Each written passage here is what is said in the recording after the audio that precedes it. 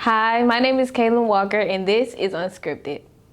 Today we'll be interviewing someone who is a man of many hats. He's a believer, a student leader, and also an artist, and I'm sure many other things as well. Today I'm with Marcus Rao Jr., also known as MJXPHORIA. Hey, MJ.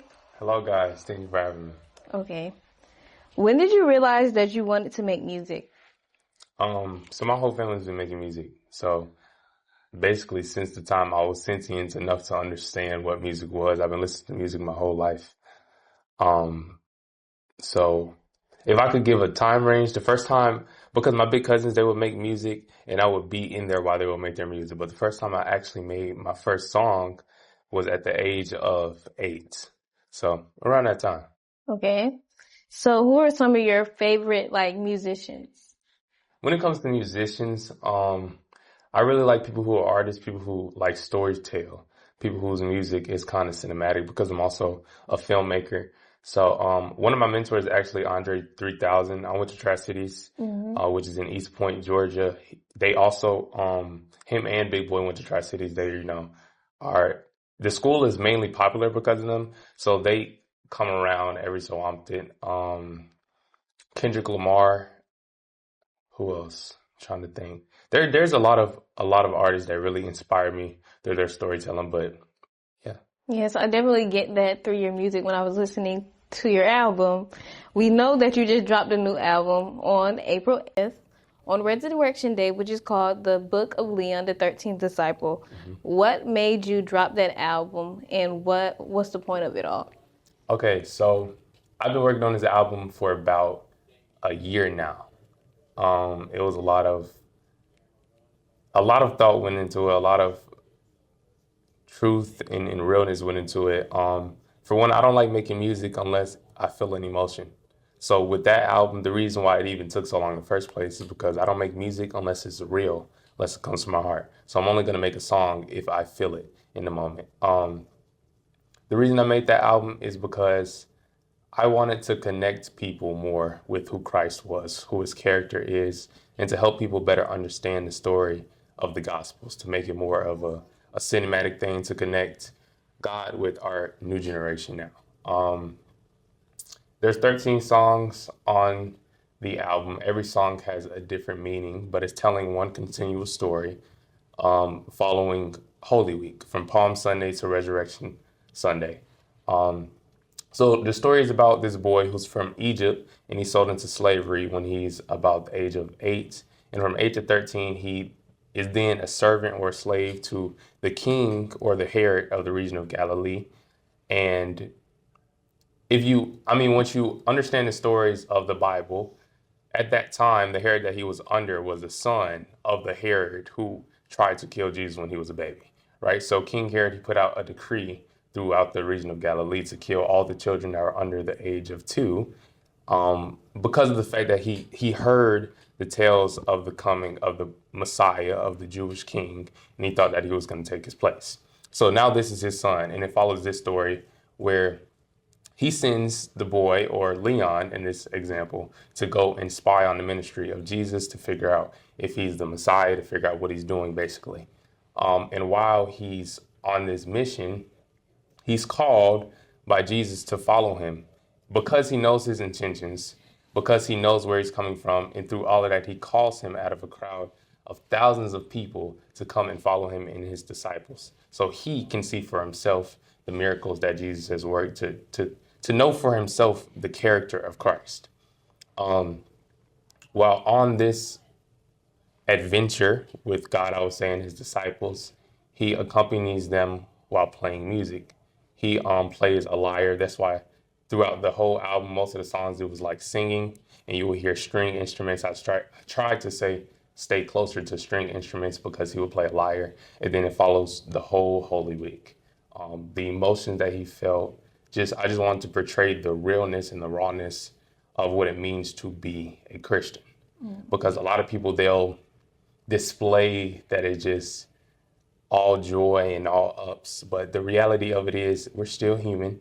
We still sin, we still make mistakes. And in a lot of those times, it's easy to doubt. It's easy to feel all these human emotions. So it's about, how can I show people that it's okay to feel these things, and this is how you respond out of those things? This is what an actual relationship with God looks like. Because when you lie to people and you don't give them, you don't portray something that's real to them, they might be disappointed when it comes to having to walk with God. When you walk with God, you have to sacrifice. It takes a lot of sacrifice. So that's really what the album is about. It's about sacrifice. It's about the true story of learning Jesus's character. Okay, I like that answer. But something I would like to follow up on, you were talking about being a Christian and how this Christian walk isn't easy. Mm-hmm. What would you say to Christian artists who want to put that more out in their music? How can they do that better and not portray this fantasy world of everything is just great and sunshine and rainbows? Be real, be vulnerable with people. One thing I always like to say with Christ, he always led by example. So anything he asks us to do, he has done it before. With that being said, one thing that he was really big on is his vulnerability with people. Anytime he would confront anyone about anything, whether it was their sin, whether it was anything, he would always do it from a place of love. And it would be the humanity of him meeting us where we are. So as a Christian artist, the way that you do that is by being real with people. Be vulnerable about what your struggles are. Be vulnerable about how you're fixing them. Like, it's times where I made songs about how I'm struggling in my walk with God. And that was just the song, because when people can see your struggles and they can see how you're overcoming them, that can help them get through similar struggles or struggles that are their own. Let them know that it's okay to feel these things. It's okay to go through tests. It's okay to go through trials and tribulations, but you respond to it with God. Mm-hmm. What is some encouragement you would give someone that is currently struggling with their walk with God right now? Mm-hmm. What I would say for encouragement, if you're struggling with your walk with God, all it takes is going to him. And I mean trying. It doesn't have to be perfect. What a lot of people try to do is they try to get rid of their sin before they come to God, and that's not realistic. That's not how it works. More people prioritize the religion over the relationship, but it's about a relationship with God. He's an intimate God.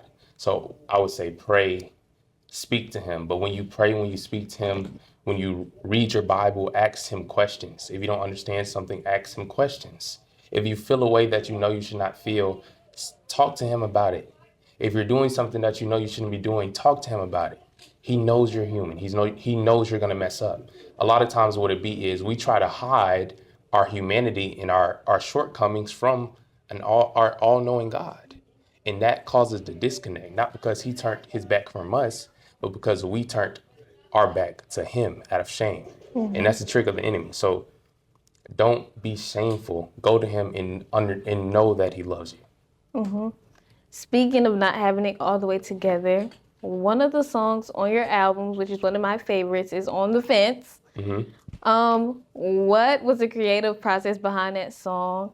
And what is one of your favorite songs from the album? Okay, so speaking of On the Fence, when you go through the storyline of it, at this point in the story, when you get to the point of On the Fence, because that's the 9th song on the album, the 8th song is about the crucifixion. So in the 8th song is when Christ dies and they put him in the tomb.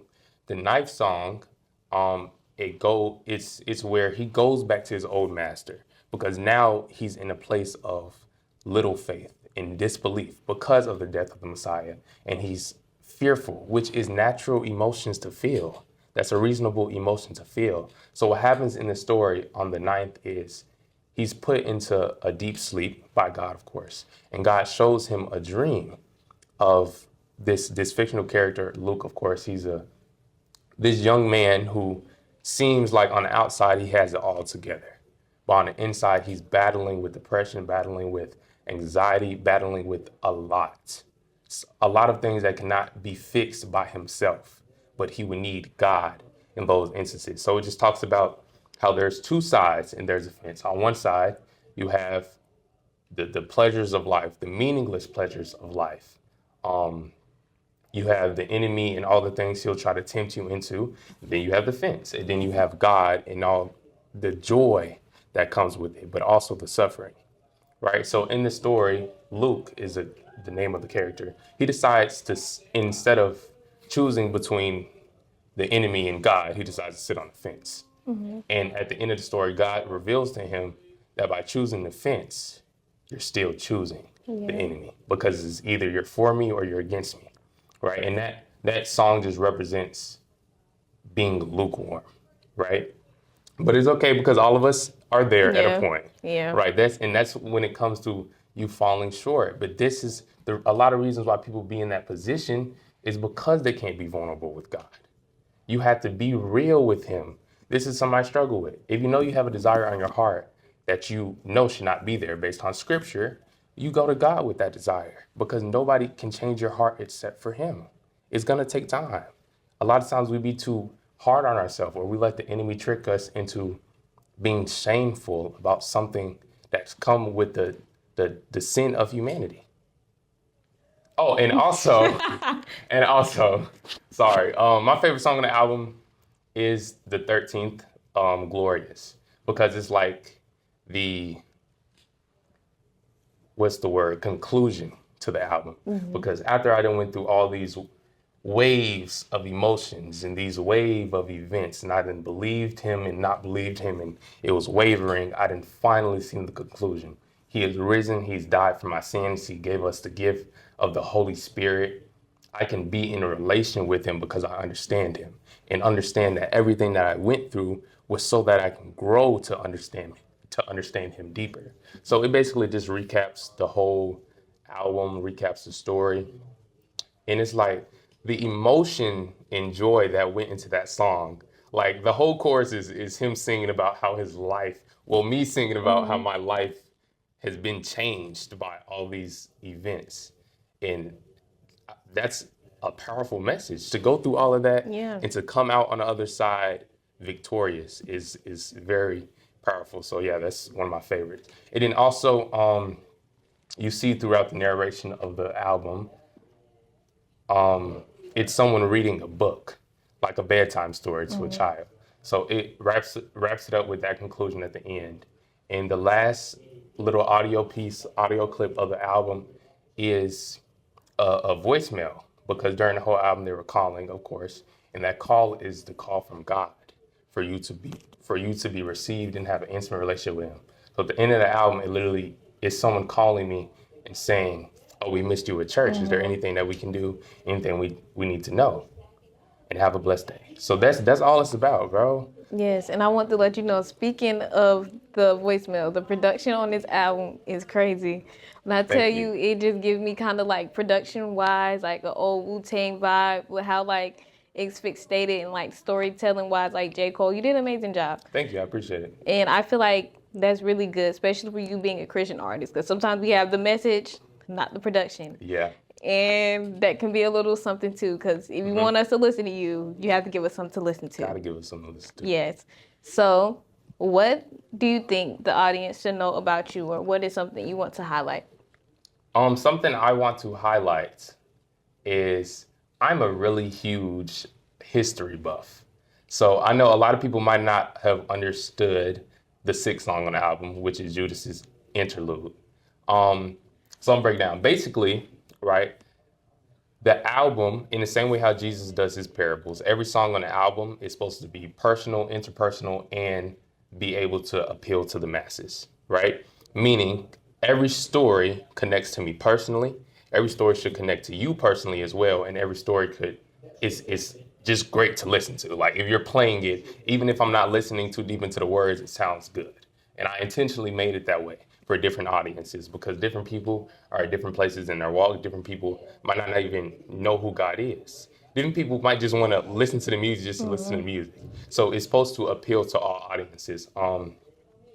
In a lot of places where I related, especially in this album, I related the Black community to the Israelites, or the African American community to the Israelites. How we go through slavery, how we function, how we treat a lot of our saviors, a lot of our prophets, because in a lot of ways, we are similar to how they are. For instance, when it comes to programs like the Black Panther Party, because that's what I highlight throughout the album. In the sixth song, it is a audio clip of a documentary called Eyes on the Prize, William O'Neill, 1981, I believe. And basically, in the interview, William O'Neill is talking about how he became an informant. If you don't know, in the 1960s, the FBI created a program called COINTELPRO, where it was basically used to infiltrate different social, liberal, and civil rights groups, like the Black Panther Party. So what they would do is they would have people that are in our community, as in African Americans, they would go and they would use them as informants to join these groups and to set up persons in the party. They will plant drugs on them, they will plant weapons on them, they would plant conspiracies on them, anything to the point where they can get them locked up, get them murdered, or anything, ruin their reputation, ruin their credibility.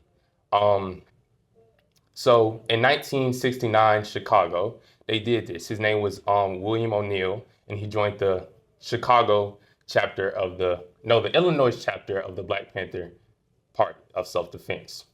So what he did was he gave the FBI, specifically Roy Mitchell, because that was his agent, he gave him a drawn out sketch of Fred Hampton's apartment, which at that time, Fred Hampton, he was the chairman of defense. One of the reasons why the FBI in particular did not like Fred Hampton is because he made a rainbow coalition. So he wasn't just about helping the Black community. He was about helping all minorities, whether that was, of course, they used to call them poor, or people who were poor that were Caucasian, people who were poor that were Black, people that were poor that were Hispanic. And they made a rainbow coalition with all these groups. And the FBI, at that time, the director of the FBI was J. Edgar Hoover. He literally called the Black Panther Party the number one, what did he say? The number one,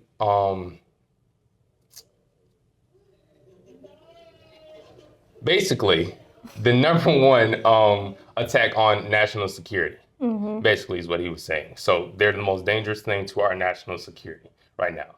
Mind you, we were at war with Vietnam at that time. Listen. So him saying that a civil rights group, a socialist group, a nationalist group inside the United States made of militant Black people just because they know their rights to bear arms is more dangerous than a war that we're fighting. That's a deep statement. You have to think about that. So what he did was, once they got the outline of his apartment, in the middle of the night, it was around 20 officers. They went into Fred Hampton's apartment. And if you know how the Black Panthers were, they kind of stayed together. They were like family. So they would sell their belongings and they would come together and live in one place. So it might have been 10 or 15 of them living in one apartment. So they came in the middle of the night while Fred Hampton was asleep. And he would sleep in the same bed as his pregnant wife, who was 8 months pregnant. And they put the gun up to her belly and forced her out of the room. And after they forced her out of the room, they shot him in the face 2 times in his sleep, after William O'Neill had drugged him. So he didn't get a chance to respond, nothing. And it wasn't because he was doing anything illegal. It was simply because he was going against the system. He was calling out the system because he was trying to bring justice and equality for his people and for all people. Mm-hmm. So that's why in the 6th song, you hear a voice message or audio of how he ended up joining the COINTEL program and how he joined the Black Panther Party and ended up killing Fred Hampton. In the same way he sacrificed Fred Hampton for his own freedom, Judas did the same to Jesus. So it connects our community back to the Israelites. Yes, I love that. It just shows how we are better together when we are unified, and we need to learn our history. Mm-hmm. And lastly, I know you just put out the album, but is there anything else we need to be looking forward to, like maybe any live performances, interviews, anything? Well, of course, y'all should look out for this interview. This one. Soon, me and my company, Mortal Man Media. So I released the album under my company, Mortal Man Media, and we have different departments under it. Like we do music, we do films, we do prints, we do photography, we do all forms of media because the purpose is the enemy likes to deceive people through media, through social media, through movies, through music. So our purpose is to counteract that. So very soon, coming out this summer, we also have a short film that we're working on called Iscariot, which follows the Panther 21 in Harlem, New York, 1969, which is also mentioned in the album. That's also another reason why that was important to put in the album because it connects all the stories of Mortal Man Media. Yeah.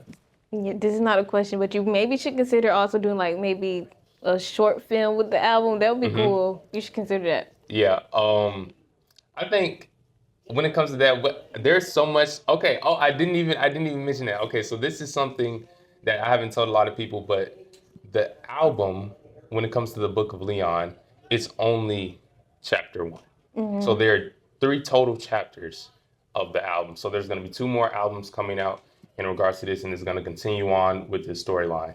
The first album is about Holy Week. The second album is about... You don't have to tell us. Yeah, the second album and the third album is going to be amazing. I can't release any more details than that, but yeah. Yes, well, whenever they come, look for them and continue to stream this one. Yes, thank you for stopping by. Of course. My name is MJXPHORIA. On all platforms, Apple Music, Spotify, Pandora, whatever you listen to, iTunes. The Book of Leon, the 13th Disciple, just released on Resurrection Sunday, April 5th. Also, my birthday is coming up on April 19th. Yes. So if you want to do me a big favor for my birthday, please stream the album. I would love to hear some feedback. What is your favorite song? Whatever that might be. Any ideas for storytelling? I'm all ears. Yes, y'all, go stream that album and happy early birthday. Thank you. Thank you.